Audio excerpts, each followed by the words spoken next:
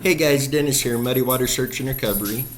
And I have found the police reports from the officers who responded to the argument slash fight between Gabriella and Brian.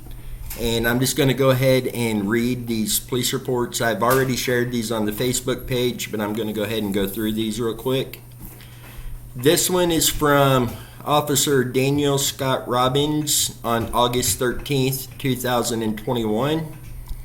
It says, after I set Gabriella in the back seat of my car, I asked Brian to step out of the vehicle to speak with me. He told me that they both suffer from blank, and I can tell you now that they suffer from anxiety. And although her anxiety is more advanced than his, issues between the two had been building over the last few days. This in turn caused them to argue more than usual. Brian told me neither he nor, I'm just going to call her Gabby, neither he nor Gabby take medication for their anxiety. Brian explained that he and Gabby have been traveling together for the last 4 or 5 months. The time spent created emotional strain between them and increased the number of arguments. While arguing near Main Street, he had attempted to separate from her, and so they could both calm their emotions. He got into their van, and Gabby had gone into a manic state. Brian said Gabby, thinking he was going to leave her in Moab without a ride, went to slap him. As Gabby started to swing, Brian pushed her away to avoid the slap. As a result, Gabby, off balance but still caught Brian's face with some fingers, causing some minor visible scratches. Brian continued that when he had seen my lights, he thought Gabriella had grabbed the wheel of the van and pulled it, causing the van to hit the curb. I observed some small scratches to Brian's right arm, and when I asked him about those, he supposed they must have happened when Gabby was trying to get his attention about me sitting behind them with my lights on. This, however, was not consistent with Gabby's statement, further suggesting her confused and emotional state.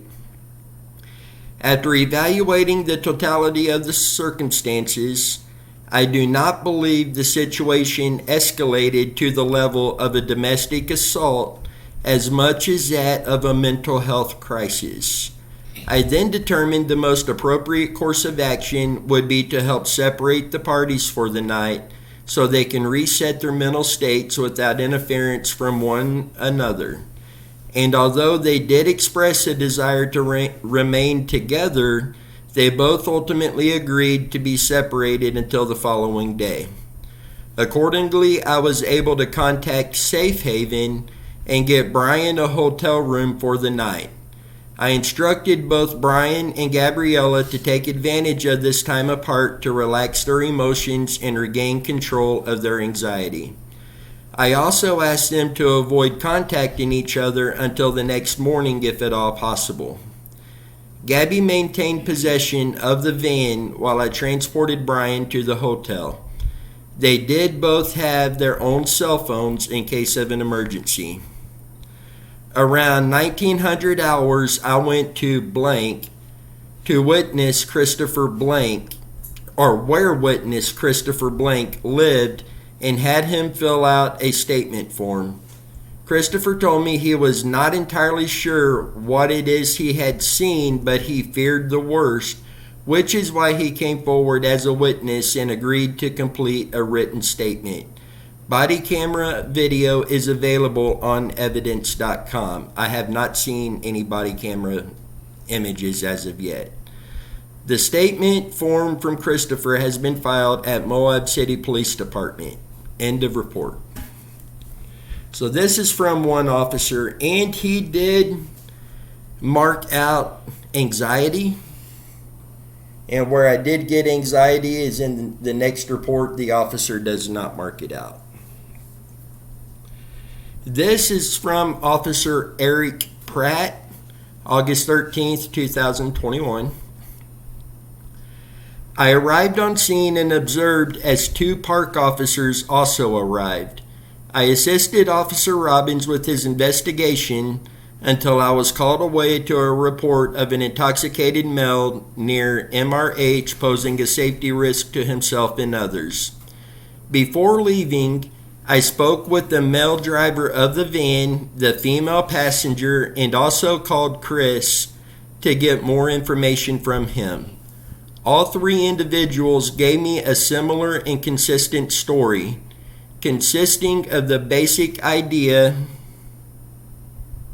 that the driver of the van, a male, had some sort of argument with the female. Gabby, as I recall. The male tried to create distance by telling Gabby to go take a walk and calm down. She didn't want to be separated from the male and began slapping him.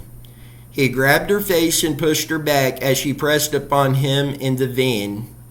He tried to lock her out and succeeded except for his driver's door. She opened that and forced her way over to him and into the vehicle before it drove off. No one reported that the male struck the female. Both the male and the female reported they are in love and engaged to be married and desperately didn't wish to see anyone charged with a crime. There were no significant injuries reported, and both agreed that Gabby suffers from serious anxiety, etc. It appeared that this incident was more accurately categorized as a mental emotional health break than a domestic assault. I had to leave, but I understand that Officer Robbins got the male lodged through seat caving. Gabby retained possession of the van, and they agreed to separate for the night. No charges were filed, and no one wished for charges to be filed or for the separation to take place, although that was the minimum of what Officer Robbins required in lieu of making a case against Gabby for domestic assault.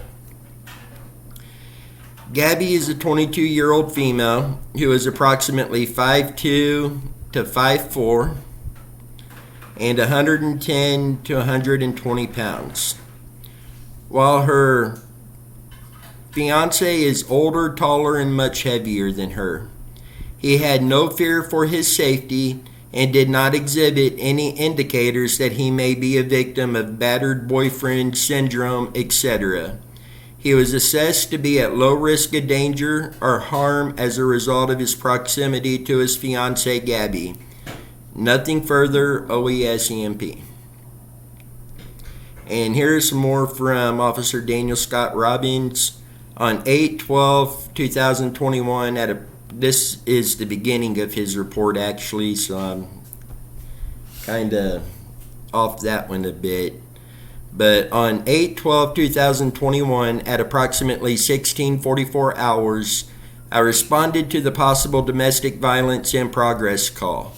A van with both a female and female as occupants, a male and female as occupants, was reported leaving the area of 39 East 100 northbound on Main Street. One of the witnesses described the vehicle as a white Ford Transit van with a black ladder on the rear and Florida license plate number, and I'm not going to repeat that one. Witness Christopher Blank reported seeing a male later identified as Brian Laundrie and a female later identified as Gabriella Patito arguing over a phone. Christopher stated that when Brian got into the van, he saw what appeared to him as Gabriella hitting Brian in the arm and then climbing through the driver's window as if Brian had locked her out and she was trying to find a way in. I located a white van that matched the description on North Main Street at the Highway 128 turnoff. After I crossed the bridge, I was able to catch up to the van at the turnoff to Arches National Park. I confirmed the vehicle's license plate and initiated the stop. I followed the vehicle as it continued towards the entrance gate to Arches National Park. I noted the van traveling approximately 45 miles per hour in the 15 mile per hour speed zone. After I activated my lights to initiate a traffic stop, I watched the van cross the double yellow divided line in lane 1, merge to lane 2, and abruptly swerve to the right. When the vehicle swerved, both the front and rear passenger side wheels hit the curb. A short distance before the entrance gate, the vehicle came to a stop. I approached the vehicle and saw the only occupants being Gabby and Brian. Gabby, who was in the passenger seat, was crying uncontrollably. I asked Gabby to get out of the vehicle to speak to me. Gabby told me that she suffers from blank with blank. She continued, because of her blank and blank, combined with little arguments she and Brian had been having that day, she was struggling with her mental health, which led to the incident that was reported to law enforcement. Gabby stated that when she saw my light, she hit Brian in the arm to get his attention, which in turn caused him to hit the curb while I was following them.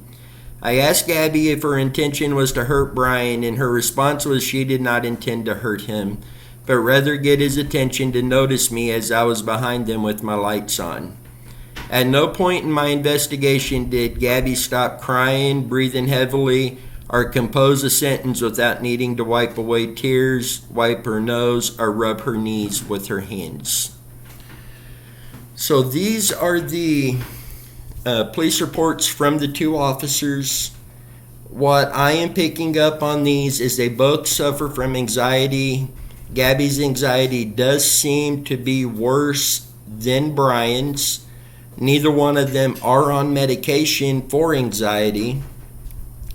And with the officer stating that they would either separate for the night or Gabby would have to be arrested for domestic assault, that leads you to believe that Gabby may have been the instigator in the more violent side of this altercation. It seems more like an argument-styled altercation than an actual fight. But she did hit Brian. She did admit she hit Brian. So she was the one instigating. Well, I ain't going to say instigating. She was the one who actually committed an act of physical violence.